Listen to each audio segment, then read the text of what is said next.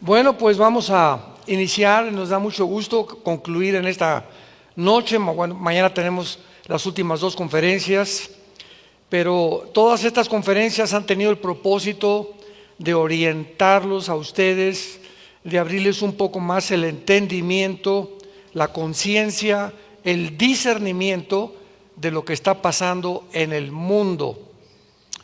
Porque si el mundo sigue como sigue y nosotros vamos en un barco y nos damos cuenta de los vientos que vienen, los huracanes que van a comenzar a soplar con una fuerza imprevisible, pues tu barco se va a hundir, ¿verdad? Pero cuando ya sabemos que viene la tormenta, subimos las velas, preparamos el timón, preparamos la tripulación y yo en mi casa vamos a servir al Señor.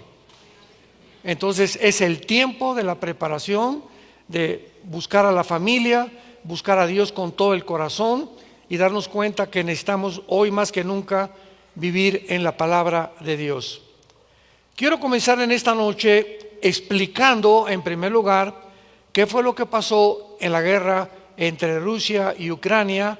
Abran sus Biblias en el capítulo 38 del libro de Ezequiel. En el capítulo 38 y 39 de Ezequiel hay una profecía que se considera la más detallada de todas las profecías de la Biblia respecto a las guerras de los últimos tiempos. Esta profecía es acerca de una invasión. Síganme con muchísimo cuidado.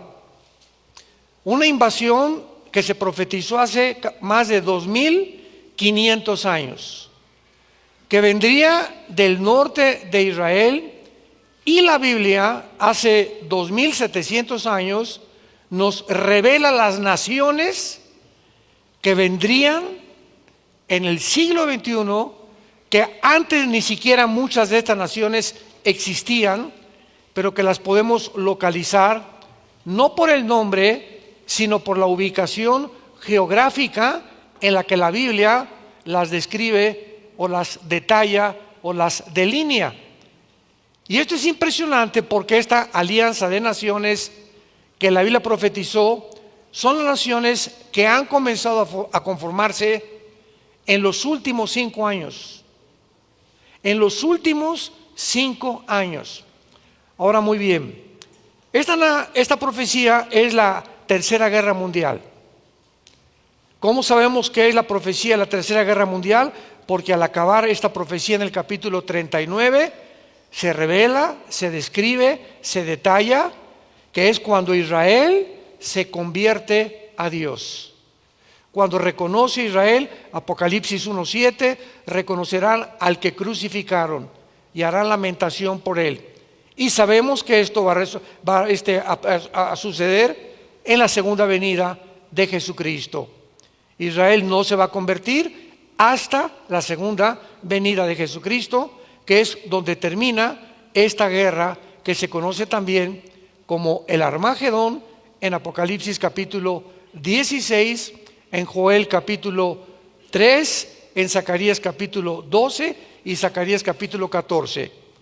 No veo muchos apuntando, pero qué bueno que tienen buena memoria. Esto es importante porque ha habido una serie de comentarios, y ustedes lo saben muy bien, en los medios de comunicación, que nos aproximamos a la Tercera Guerra Mundial. Ahora que sucedió la guerra de Ucrania y viene la Tercera Guerra Mundial. Ahora que Israel entró en el conflicto con el grupo terrorista Hamas y que ahorita está en el Líbano y la Siria que está a punto de estallar, estamos en la Tercera Guerra Mundial. Y ya Putin amenazó que va a usar las bombas nucleares. Muy bien. Para que entremos en contexto, en esta profecía se menciona a un hombre llamado Gog. Gog es el nombre de un personaje, de un líder, de un comandante, de un zar, de un jefe, de un dictador, pero no describe un nombre propio, sino el título de un personaje que es el líder de esta organización y de esta alianza, y que será ni más ni menos que el anticristo. ¿Cómo sabemos que Gog, el personaje que se menciona aquí como el líder de esta alianza, será el anticristo? Porque lo dice el versículo 17. Así ha dicho Jehová el Señor: ¿no eres tú, está hablando de Gog, aquel de quien hablé yo en tiempos pasados por mis siervos los profetas de Israel, los cuales profetizaron en aquellos tiempos que yo te había traer sobre de ellos? Hay otra versión y otra opinión u otra interpretación que se puso a Rusia colocándola como Gog. Sin embargo, esta profecía nos muestra claramente que ninguno de los profetas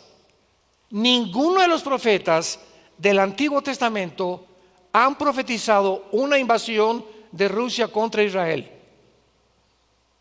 Número 2, Rusia no perteneció a una de las naciones del antiguo Imperio Romano. Y número 3, sabemos claramente que Rusia y Estados Unidos van a desaparecer. Para no ir más lejos, hace algunas horas, Rusia acaba de sacar de Siria su base naval, que es la única base naval que tenía Rusia en Siria, en el Mediterráneo, como algo estratégico para poder defenderse de buques que pudieran por el Mediterráneo atacarla.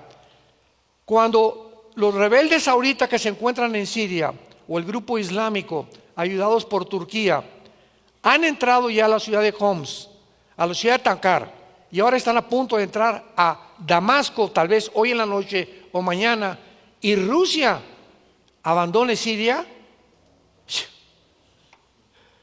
Esto es inconcebible, porque todos los profetas dijeron, ¿verdad? Y todos los escatólogos y los maestros de la Biblia decían, ¿verdad?, que Rusia iba a atacar a Israel y que Rusia era Gog. Y claramente nos muestra la Biblia que no es así. O sea, mientras vamos acercándonos más y más y más a la culminación del plan cronológico de Dios, vamos a tener más luz. Dice la Biblia que el camino del justo es como la aurora, que va en aumento mientras el día es perfecto. Y la revelación de la Biblia es progresiva. O sea, hace 20 años no se sabía lo que se sabía hace 10 años. Y menos hace 10 años se sabía lo que actualmente Dios, de acuerdo a los acontecimientos y las piezas del rompecabezas que podemos colocar dentro del mapa bíblico, no podíamos esperarnos que esto pudiera suceder. Hasta que hace 5 o 6 años comenzamos a ver que Rusia ataca a Ucrania y que Ucrania pertenece a lo que la Biblia llama aquí Magog. Gog en tierra de Magog. Muy bien. ¿Quiénes fueron los magogitas? Los magogitas proceden de los escitas y de los bárbaros. Y Magog es la zona geográfica que se encuentra al sur de Rusia, donde se encuentran las 15 repúblicas que se rebelaron o que se separaron con la caída de la Unión Soviética en 1991, cuando Mikhail Gorbachev pudo, junto al Papa Juan Pablo II, fue al Vaticano en 1900, cuando en el 89 cae el muro de Berlín, que separaba Berlín Oriental de Berlín Occidental, y comienza la Unión Soviética a desmoronarse ante el mundo, ante la fachada que proyectaron de que Rusia, poderosa por aquí, por allá, y se derrumba la ideología comunista. En 1991, Mikhail Gorbachev se enfrenta en el Vaticano, sabiendo que iba a tener una audiencia mucho mejor, y dice las siguientes palabras. Esto se encuentra también en su libro La Perestroika, que significa la reestructuración del sistema y de la ideología comunista. Y dice Mikhail Gorbachev,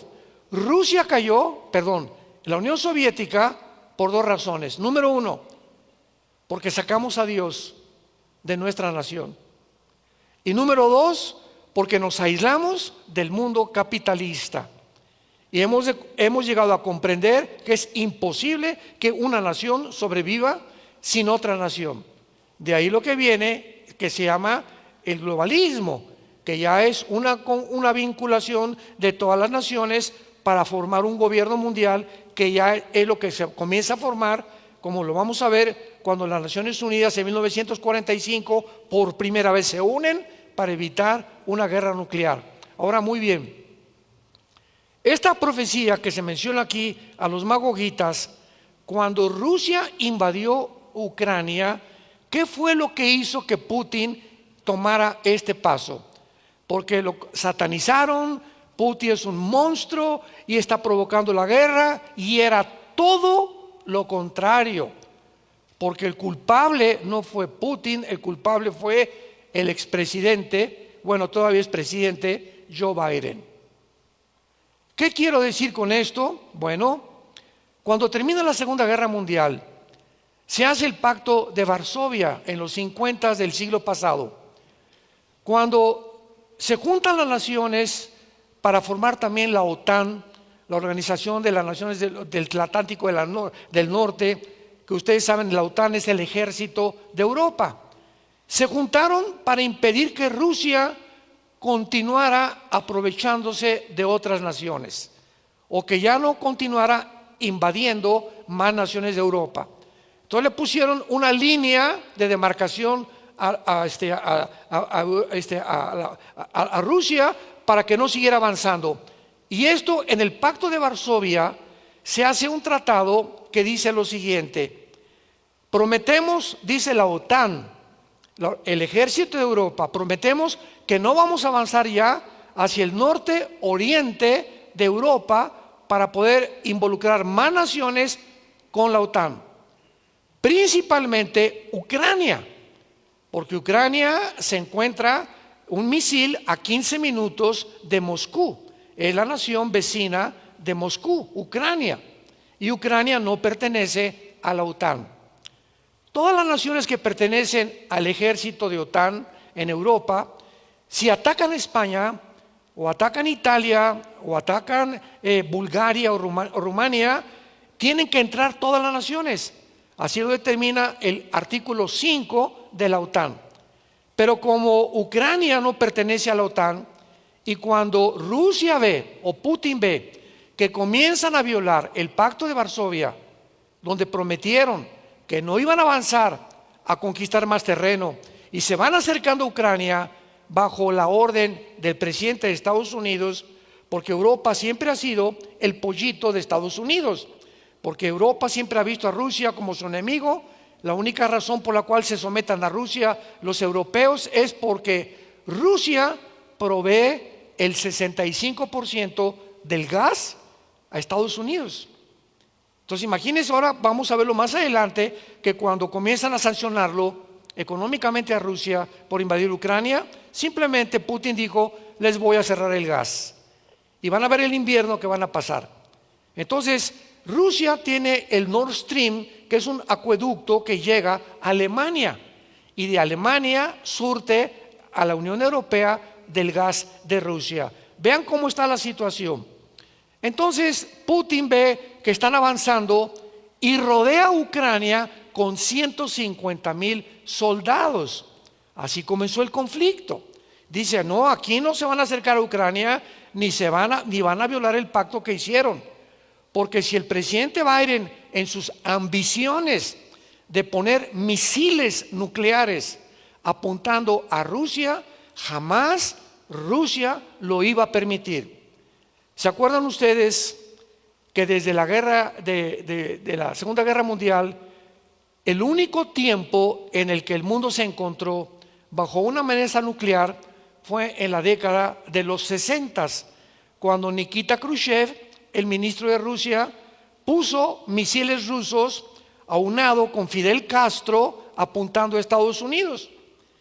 Y resulta que en esa época comenzaron a desarrollarse los satélites de comunicación intercontinental, donde ahorita, ¿verdad?, vemos lo que está pasando ahorita en Alepo, en Italia, podemos ver en la televisión lo que está pasando, el tsunami o en California. Los satélites nos ayudan a poder ver un evento al mismo tiempo en el mundo. Entonces, cuando comienzan a avanzar los soldados de la OTAN hacia Ucrania, el presidente Biden dice: vamos a apuntarle a Rusia. En los 60s, cuando el presidente John Kennedy le avisaron: oye, acaban de llegar los rusos, dizque con barcos que traían cargamento, y ya los satélites acaban de confirmar que son misiles apuntándonos a nosotros. Entonces imagínense ustedes de Cuba apuntando a Estados Unidos con armas nucleares. El presidente John Kennedy reaccionó de una forma positiva y muy valiente y le mandó un ultimátum a Nikita Khrushchev, el ministro de Rusia: o sacas los misiles o entramos a una tercera guerra mundial, porque no vamos a permitir que nadie nos esté apuntando con misiles nucleares. Bueno, pues Nikita Khrushchev, gracias a Dios, que reaccionó, sacaron los misiles y se retiraron a Rusia. Se salvó el mundo de la Tercera Guerra Mundial en 1960-61. Desde entonces no había habido otra amenaza, pero el presidente Biden ahora le dice a Europa: vamos a poner misiles en Ucrania apuntando a Moscú. Entonces es lógico que Putin haya reaccionado y aquí no van a entrar, ¿verdad? Y cuando la OTAN comienza a mandar armamento a Ucrania y el presidente Biden comienza a enviar casi $1 billón al mes a Ucrania, dice que para armas y para aquí, para allá, cuando se descubrieron los laboratorios químicos que ahora hay en Ucrania, etcétera, etcétera, Putin se enoja mucho más y entonces entra a Ucrania. Bueno, finalmente Ucrania son rusos. Ucrania siempre ha pertenecido a Rusia o antes a la Unión Soviética, y el 40% de los ucranianos aceptan estar sometidos a Rusia, pero el presidente Biden le dice al presidente Zelensky, que por cierto Zelensky es judío: no te salgas de Rusia, de Ucrania. Vamos a mantener y vamos a seguir manteniendo armas, porque lo que yo quiero, dice Biden, lo que yo quiero es provocar que nos contesten, que Rusia, y podamos armar una guerra, porque este año se le acababa el gobierno a los demócratas, y en Estados Unidos, cuando hay guerra y un presidente va a salir, el presidente se queda en el poder. Todos los intereses políticos y económicos se manejan de una forma, de un subterfugio completamente oscuro, una agenda completamente malévola, maligna, satánica. Entonces esto ha crecido y crecido, pero el mundo no sabe lo siguiente: Rusia no tiene una naval, Rusia no tiene aviones, Rusia no tiene infantería. Es una nación pobre también económicamente. ¿Cuál es el poder de Rusia? ¿O cuál es la cuestión por la cual han respetado a Rusia, a Estados Unidos y la Europa? Porque a pesar de que no tiene el armamento que tiene Estados Unidos, ni las naves ni portaaviones que tiene Estados Unidos, ni la aviación que tiene Israel, ni la infantería que tiene Corea del Norte, le acaba de mandar Kim Jong de Corea del Norte más de 25,000 soldados, porque ya se les acabaron los soldados a Rusia en Ucrania. Entonces el poder de Rusia estriba en que Rusia es la nación más poderosa del mundo nuclearmente. Las armas nucleares que Rusia tiene no las tiene nadie. Tiene 2 submarinos, uno se llama Satán, donde es imperceptible y no se le puede rastrear, y los tiene estacionados en el Atlántico y en el Pacífico, apuntando a Estados Unidos, en aguas internacionales, donde nadie les puede prohibir que ahí se encuentren. Y Rusia, una sola bomba acaba con Ucrania, pero Rusia se ve impedido porque como no tiene infantería ni tiene nada, la única forma que puede actuar es con armas nucleares. Y este es el peligro, que han encerrado a Putin como un león herido y cuando encierras a león es cuando más peligroso se vuelve. Entonces, este mes y de aquí al 20 de enero, que el presidente Trump tome poder en Estados Unidos, vivimos el tiempo más peligroso desde 1960 en la historia del ser humano. Porque de aquí a enero puede Putin, presionado todavía por Estados Unidos, poder enviar nucleares. El presidente Trump, de una forma bastante inteligente, ahorita está en París, se acaba de reunir, se fue con Elon Musk a reunirse con el presidente Macron y está tratando de decirle a Putin, ¿sabes una cosa? Espérense para que yo llegue el 20 de enero como presidente, y cuando yo llegue se va a acabar la guerra entre Ucrania y entre Rusia. ¿Qué plan tiene Trump para decir que él puede acabar la guerra entre Rusia y Ucrania?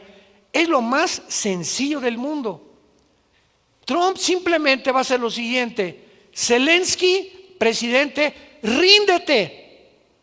Te hubieras rendido hace 2 o 3 años, has derramado sangre de tu propio pueblo. Ustedes no pueden pelear contra Goliat, es un monstruo Rusia, y ustedes lo saben. Ríndete, número 1. Número 2, Estados Unidos dejará de mandar ayuda tanto de la OTAN como económicamente a Ucrania, y Ucrania no le va a quedar más que Putin, vamos a hacer la mano, nos sometemos a Rusia, se acabó la guerra. Tan sencillo como eso. Pero ¿por qué no se ha esta solución? Porque Estados Unidos, la invasión, la intención y la ambición del presidente Biden de quedarse en el poder es muy grande. Son personas psicópatas, personas enfermas. Alguien me decía, bueno, es que yo no creo que Rusia, alguien sea tan loco como para mandar un misil a Estados Unidos y que Estados Unidos mande un misil a Rusia y que se puedan los dos matar unos con los otros. ¿Sabes una cosa? No lo crees, pero en el mundo en que estamos en un mundo de locos. Y en el mundo que estamos, todo es posible. A la psicopatía que los dictadores y los dirigentes del mundo han llegado.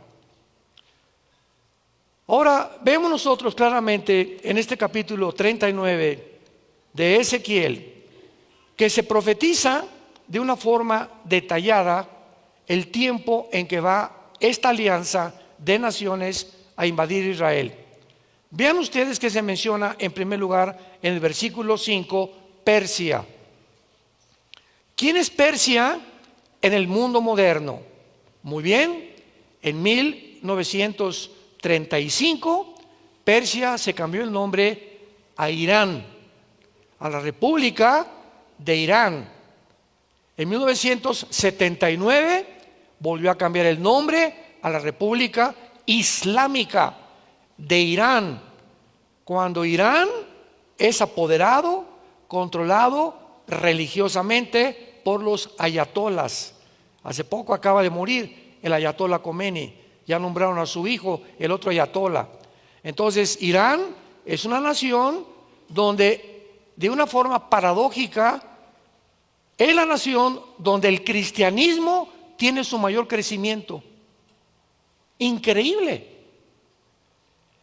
China e Irán son las dos naciones donde más grande está el crecimiento en el mundo entero. O sea, el 50% de los iraníes están en contra de su gobierno. Y ahora que comenzaron los israelitas a bombardear las plantas nucleares de Irán, el pueblo estaba feliz, mueran, quítenlo. Ahorita en Siria están derribando las estatuas de Bashar al-Assad, el pueblo feliz de que hayan quitado a su dictador. Siempre son los pueblos, como dijimos ayer, los que sufren de manos de los dictadores. De locos, ¿verdad? Como el presidente de Estados Unidos y otros dictadores que tienen un sueño enfermizo de conquistar y de dominar y controlar el mundo algún día. Entonces, Rusia, ¿verdad? Actualmente, pues ya está replegándose, ya se salió de Siria, está debilitado. Irán ya se salió de Siria hace 2 días. Irak y Siria está quedando en manos de un grupo que se llama el Islámico. Y si ustedes conocen la teología del Islam, ellos están esperando a un Mesías que se llama el Mahdi. Y el sueño de ISIS, el antiguo grupo islámico, ¿se acuerdan de los terroristas que ponían en la playa a todos y les cortaban, los vestían anaranjado a las víctimas y les rebanaban el cuello, la cabeza? Eran un grupo que decapitaban a todos, porque el Islam es la única religión que decapita a sus víctimas. Entonces, este grupo islámico dicen que después de una guerra en el Medio Oriente va a surgir el Mahdi.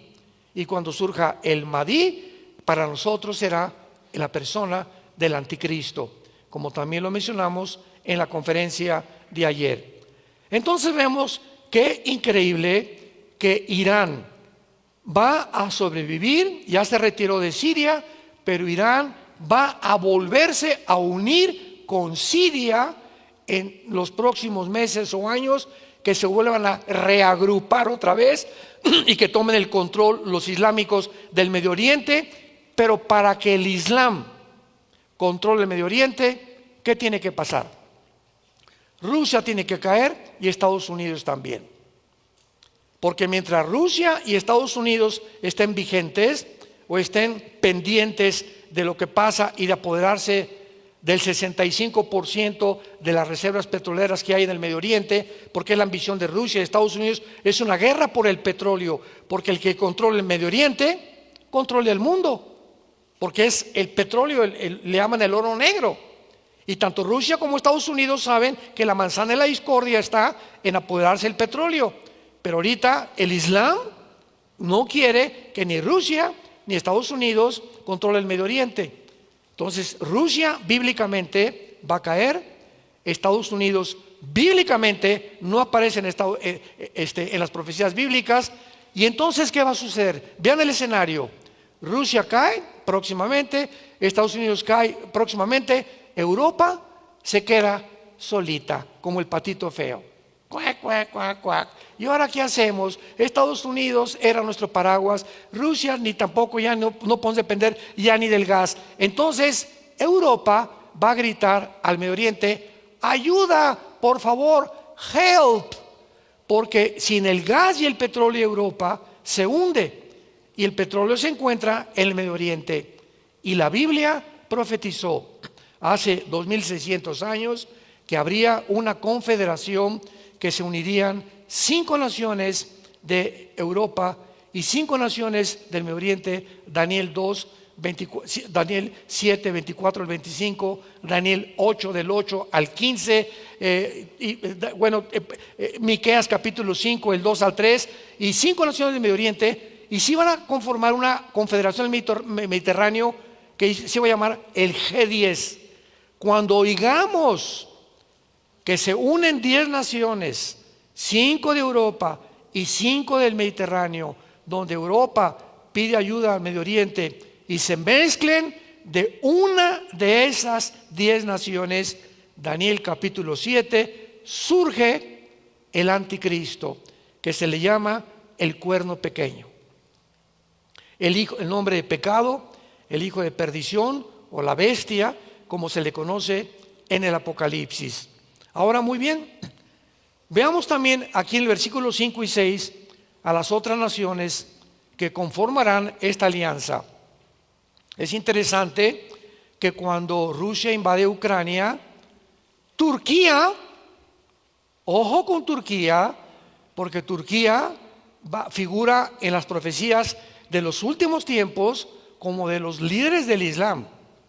Y actualmente el presidente Erdogan lo ha repetido varias veces: yo quiero ser el líder del próximo califato y el próximo mufti, que es el inspirado o el líder, que no va a ser él, va a ser el Mahdi, que va a ser el anticristo. Pero lo interesante es esto: Turquía pertenece a la OTAN. Y hace algún tiempo, ¿se acuerdan que Inglaterra se salió de Europa? ¿Se acuerdan del Brexit? El famoso Brexit. Y cuando Inglaterra se sale de Europa, entonces pues la Unión Europea se queda sin los impuestos de Inglaterra y comienza a debilitarse los bancos, el Banco Internacional, el Fondo Monetario Internacional en Europa, por la salida de Inglaterra. Y ahora en Europa, el único ejército que Europa tiene poderoso se encuentra en Turquía. Y cuando Putin invade Ucrania, Turquía dependía del trigo de Ucrania. Y cuando ve Erdogan, el presidente, que Ucrania ya comienza a ser invadida y ya las exportaciones ya no pueden salir, ni las importaciones, le grita a Putin: Putin, aquí estoy, papi. Y le dice Putin: véngase mi nene, véngase para aquí, aquí yo me lo cuido. Siempre Putin estaba esperando que Turquía se le acerque a él, porque es uno de los líderes islámicos más poderosos. Y esta ocasión se acerca y se retratan hace 1 año y medio el presidente de China, Xi Jinping, el presidente de Corea del Norte, Kim Jong, el ayatollah Khomeini y Erdogan, los 4 alegres compadres, que son la alianza perfecta que profetizó la Biblia. Y entonces dice todos: oye, pero ¿cómo es posible si Erdogan pertenece a Turquía? ¿Cómo se va a unir a la alianza contra Israel? Cuando Europa está todavía apoyando a Israel junto con Estados Unidos. Pero ahora vamos a ver que Turquía, al llegar ahorita a Siria y al haber salido Rusia, acaba de ayer Erdogan de decirle a Putin: ayer, compadre, fue un matrimonio tóxico entre tú y yo. Me proveíste del grano que yo necesitaba, del petróleo pero ya no te necesito. Y entonces, ¿qué va a hacer? Turquía se va a salir de la OTAN y se queda como uno de los líderes del Medio Oriente. Los cielos y la tierra pasarán, pero mis palabras permanecerán. Las respuestas que no encuentras en la televisión, en los politólogos, en los comentaristas, y esto y el otro, dicen: ¿y ahora qué vamos a ver? ¿Y qué va a pasar en Siria? ¿Y qué va a pasar con Irán? ¿Y qué va a pasar con Rusia? Aquí está. Aquí está, en el libro de los libros, en la palabra de Dios. Haríamos bien en estar atentos a la palabra profética más segura, 2 de Pedro capítulo 1. Hasta que el lucero amanezca y la oscuridad desaparezca con la venida de Jesucristo. Pero tenemos aquí el mapa que nos muestra claramente que Dios está al control de tu vida, de tu matrimonio, de tu trabajo, de mi vida y de mi familia. Si nosotros le obedecemos y seguimos las pisadas de su Hijo Jesucristo, porque es el tiempo de seguir a Jesucristo como nunca jamás. Vayamos ahora rápidamente a Apocalipsis capítulo 17 y veamos la conformación final de este globalismo, porque una de las cosas más impresionantes de la Biblia, esto le funde los fusibles a cualquier ateo, a cualquier agnóstico, a cualquier escéptico. Yo recuerdo cuando había un astrónomo que murió a finales del siglo XX llamado Carlos Sagan, ateo. Y cuando murió Carlos Sagan, le preguntaron: oye, Carlos, ¿y por qué tú nunca creíste en Dios? ¿Saben lo que contestó Carlos Sagan antes de morir? Pobrecito. Es que nunca tuve evidencias suficientes de que Dios existía. Jesús, María y José y el burrito que los acompaña. En 1954, cuando se descubre la molécula del ADN por el doctor Crick y el doctor Watson, que es el ácido desoxirribonucleico, y se demuestra que hay en los billones de células del cuerpo humano hay información inteligente. Hay un código, un chip en cada célula del cuerpo humano. Y Dios escribió en cada una de tus células quién eres, tu tamaño, tu estatura, tu color de ojos. Toda la genética se encuentra en cada célula del ser humano. ¿Cómo pudo haber sido por un accidente? Porque es el argumento de los ateos. ¿Cómo es cuando yo debato? Son mi plato favorito los ateos. Cuando debato con un ateo, ¿verdad? Le pregunto: ¿quién hizo el universo? El Big Bang. ¿Y qué es eso? Hubo una gran explosión. Número 2, ¿quién la produjo? No chepo. O sea, ¿la nada produce algo? Ahora, si yo continúo siguiendo esta línea elemental de lógica que tú me estás tratando científica, astronómicamente, pseudocientíficamente explicarme, quiero preguntarte: ¿la materia produce la conciencia? La materia produce el pensamiento, la materia piensa. ¿De dónde vino entonces la conciencia? Yo soy, pienso, soy un espíritu, tengo un cuerpo, entonces pienso y me doy cuenta que estoy en contacto con un universo que me rodea y que tiene que haber forzosamente, somos diferentes a los animales y que tiene que haber una adoración de un Dios, porque nunca he visto a los conejitos, alabaré, alabaré, ni a los changos ni a los hipopótamos alabar a Dios. No hay la conciencia de un ser supremo más que en el ser humano. Solamente a tu abuelita se parece a Chita, le dije.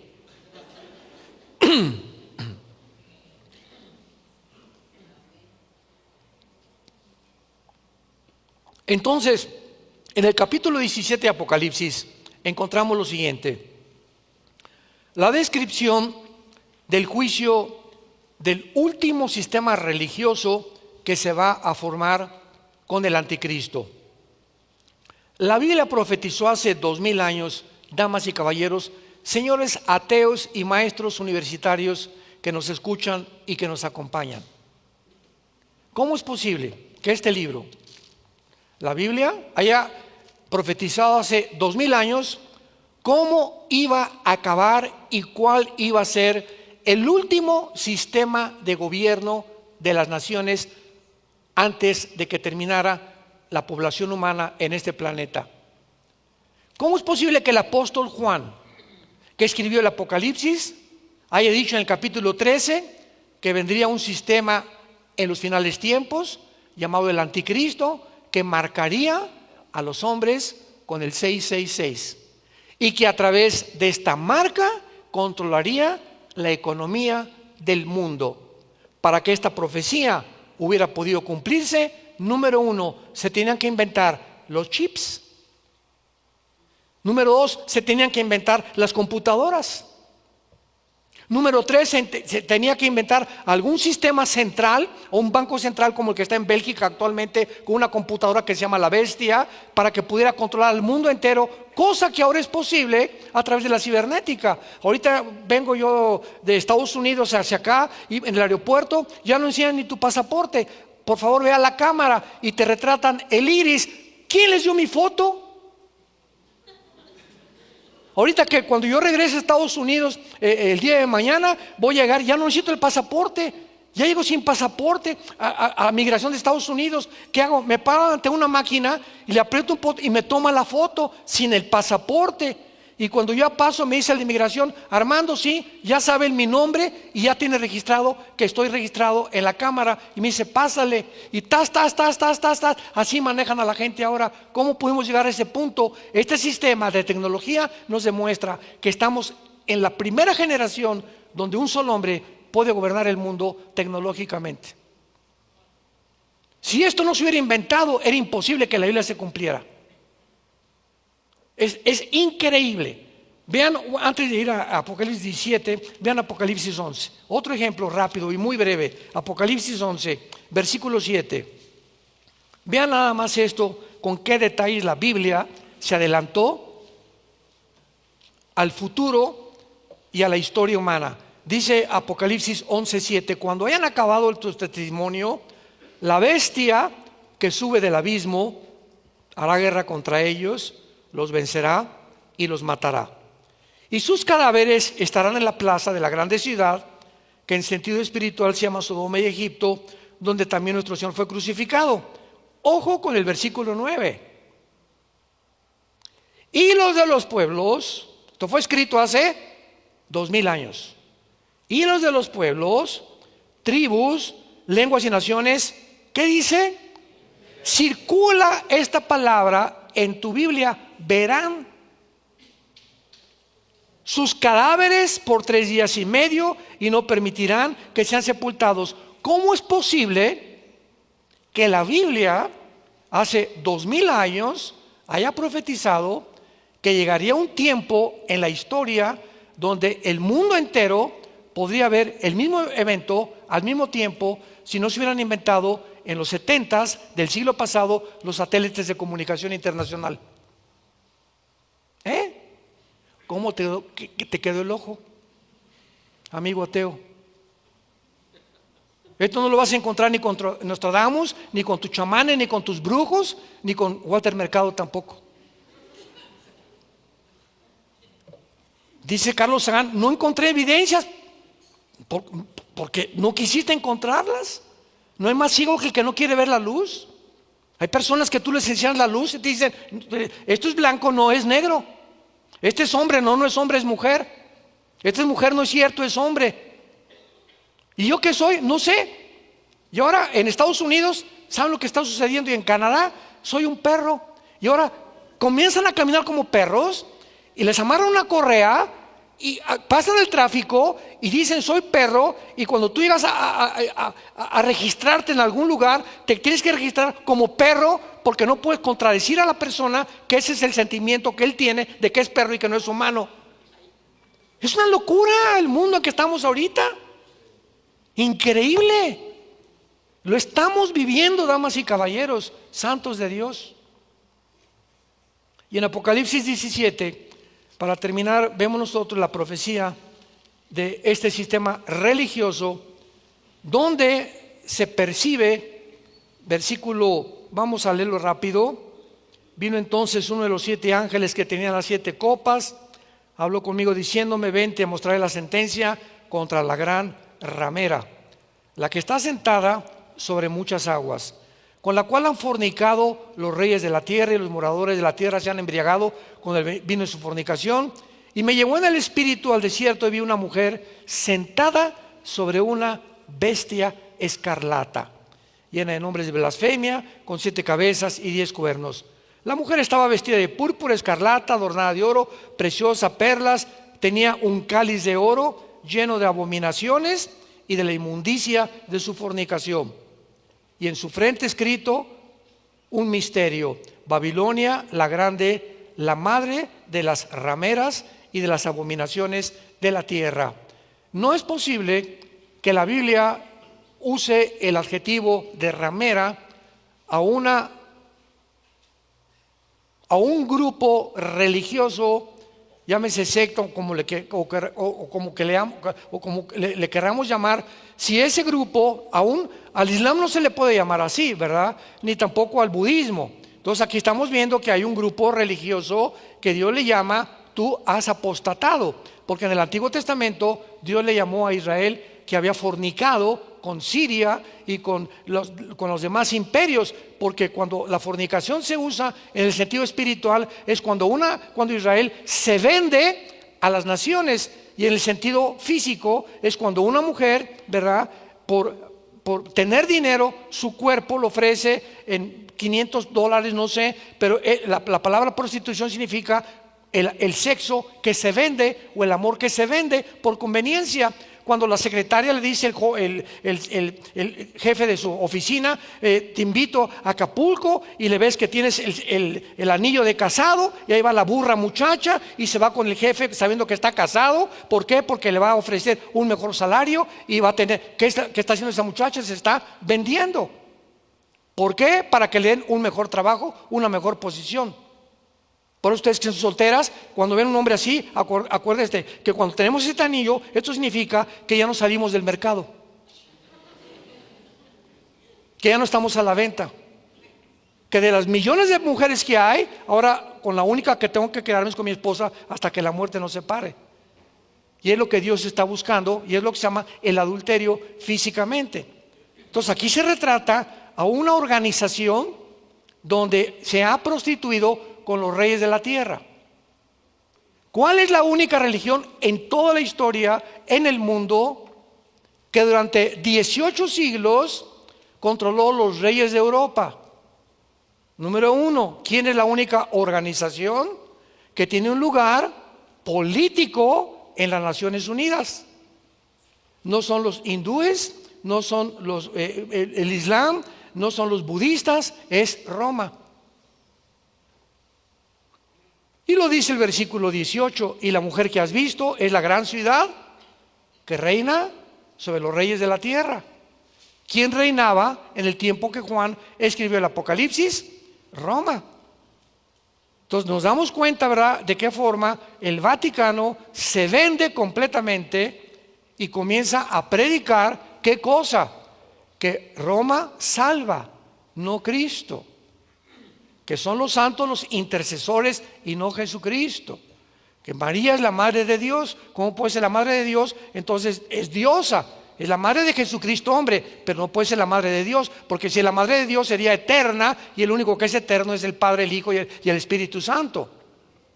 Y así comenzamos a descubrir tantas cosas. Yo me acuerdo cuando yo quería ser cura, cuando descubro todas estas cosas me decepciono de la religión, pero no de Jesús, porque nadie me enseñó de Jesús.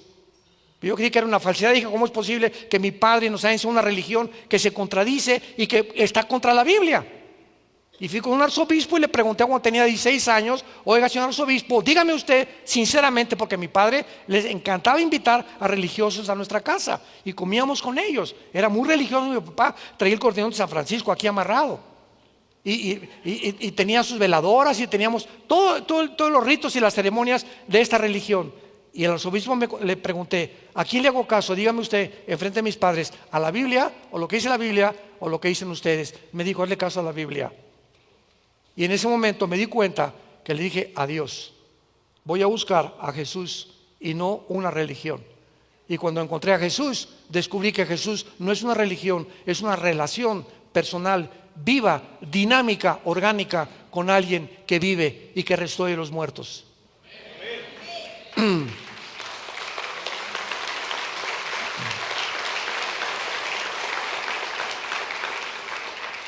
¿Qué quiero decir? Tú puedes ser católico e irte al infierno.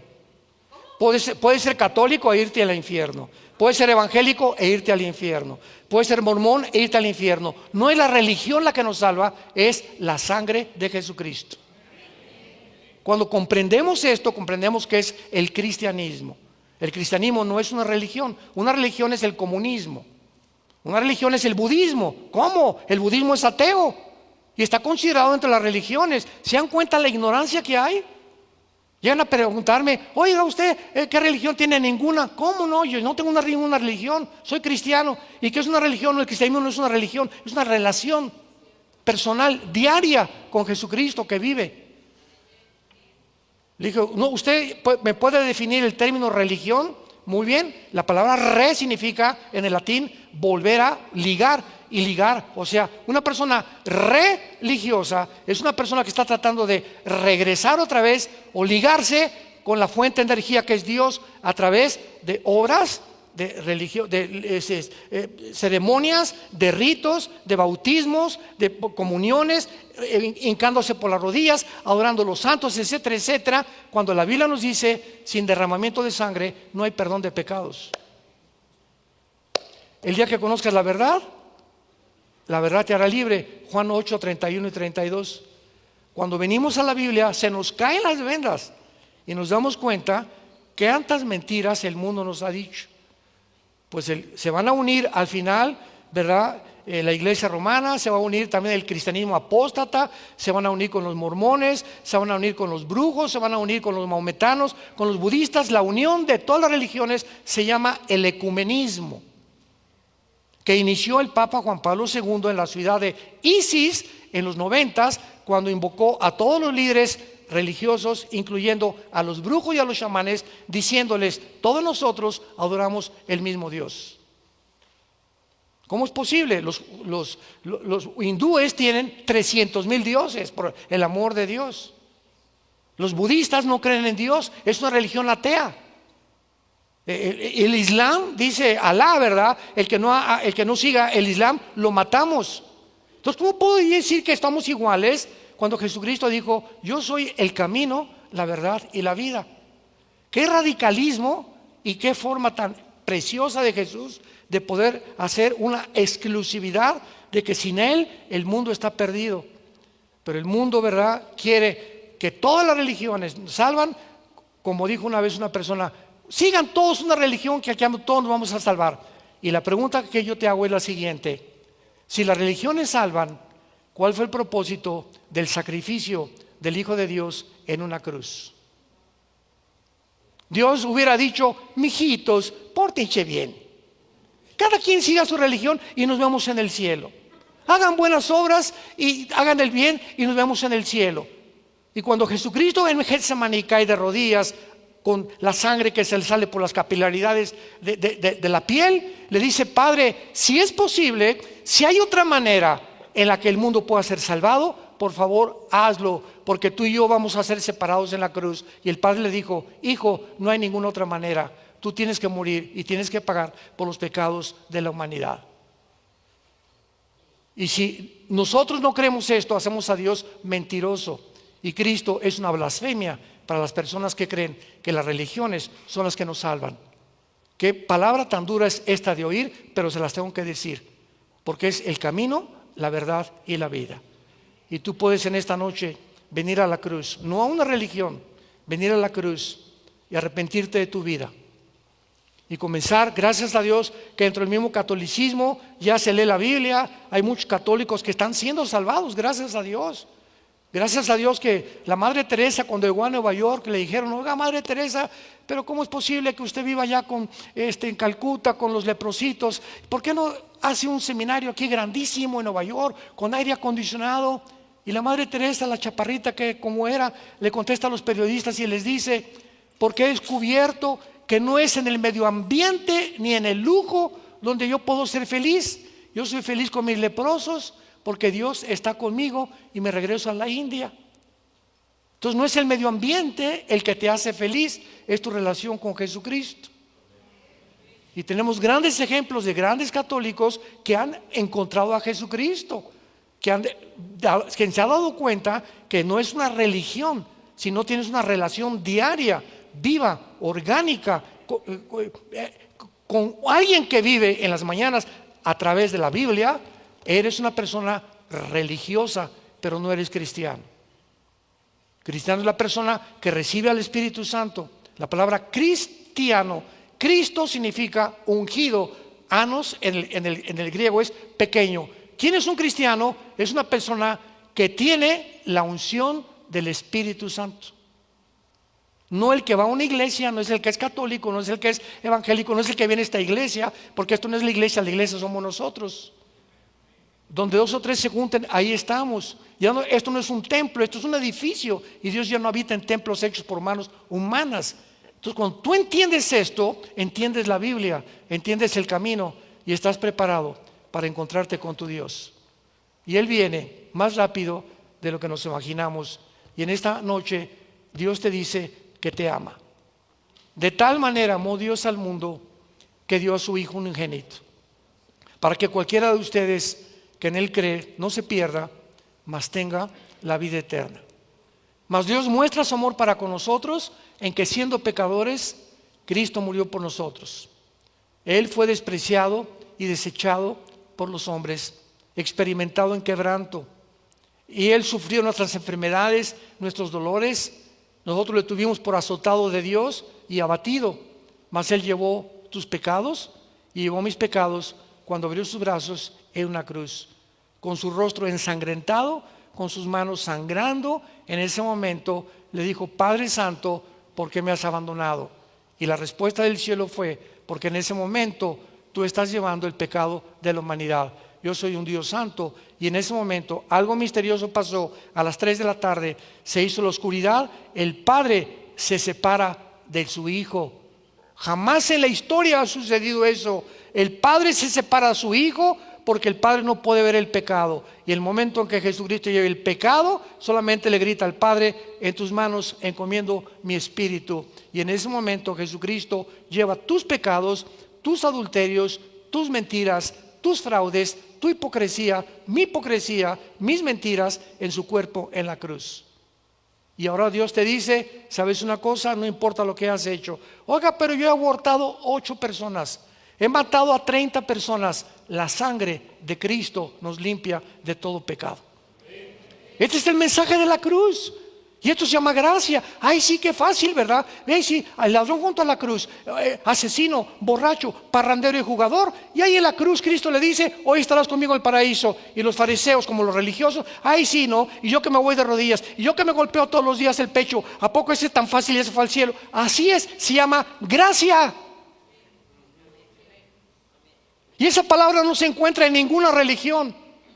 Y es la palabra que aprendemos en el cristianismo. No es por nuestras obras la salvación, para que no nos jactemos, para que no nos enorgullezcamos. Tú no vas a llegar al cielo y le vas a decir, te va a decir Pedro, ¿por qué te dejo entrar, doña Carmelita? Porque hice 2 asilos, porque hice 3 orfanatorios, regrésese al infierno. ¿Pero por qué? Porque cuando tú le digas a Pedro, porque creí en Jesucristo y su sangre me limpió, pásale. No es por obras que hayamos hecho, sino por lo que Él hizo en la cruz entre nosotros. Todas las religiones predican, haz algo. El cristianismo nos dice, Dios ya lo hizo en una cruz. Es la respuesta a la profundidad y necesidad más grande del ser humano.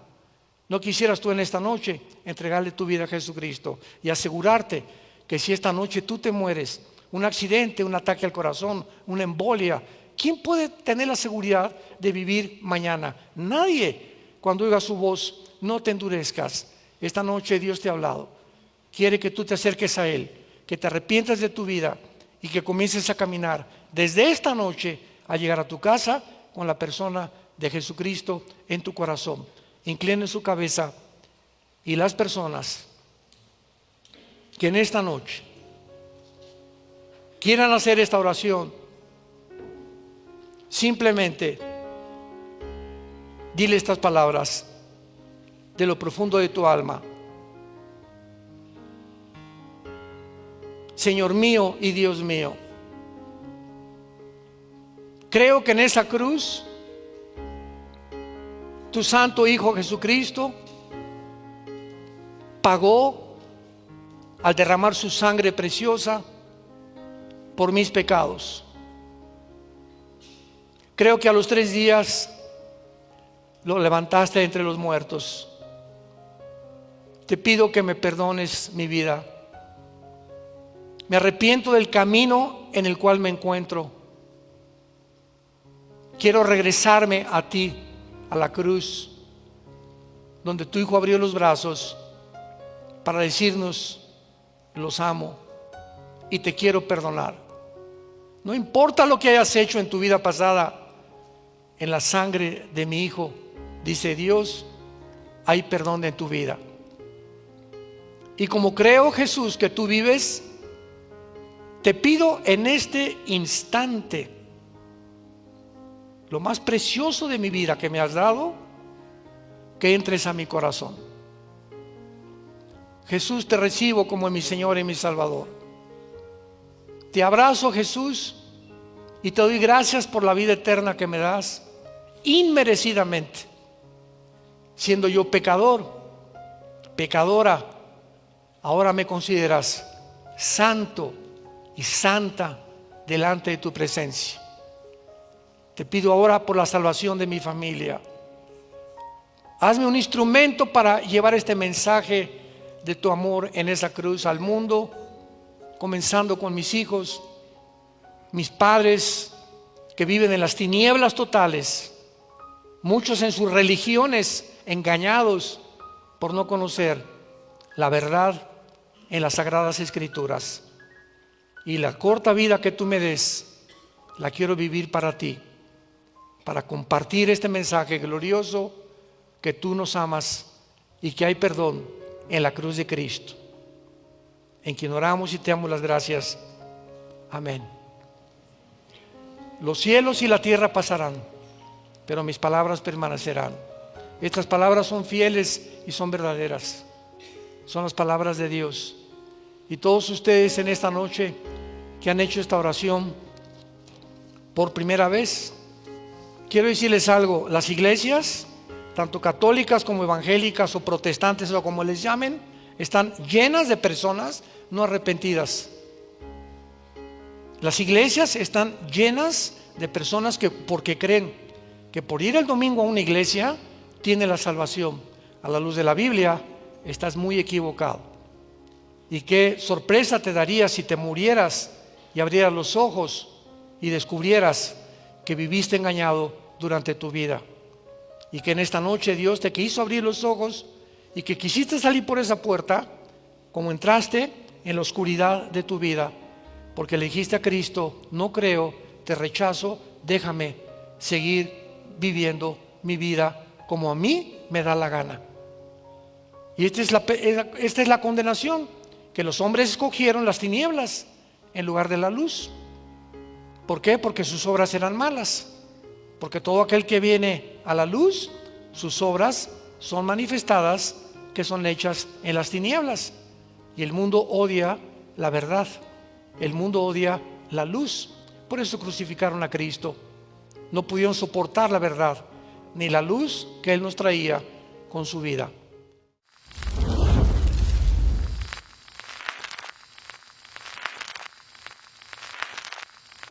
Hola, ¿qué tal? Me da mucho gusto saludarles y quisiera simplemente comunicarles que gracias a todos ustedes a través de todas las naciones del mundo que aman la palabra de Dios y que realmente están interesados en que nosotros como organización Vida Nueva para el Mundo y Armando Alducin Ministries continuemos predicando el Evangelio de la Gracia de Jesucristo y que podamos nosotros continuar haciéndolo gracias a sus donaciones.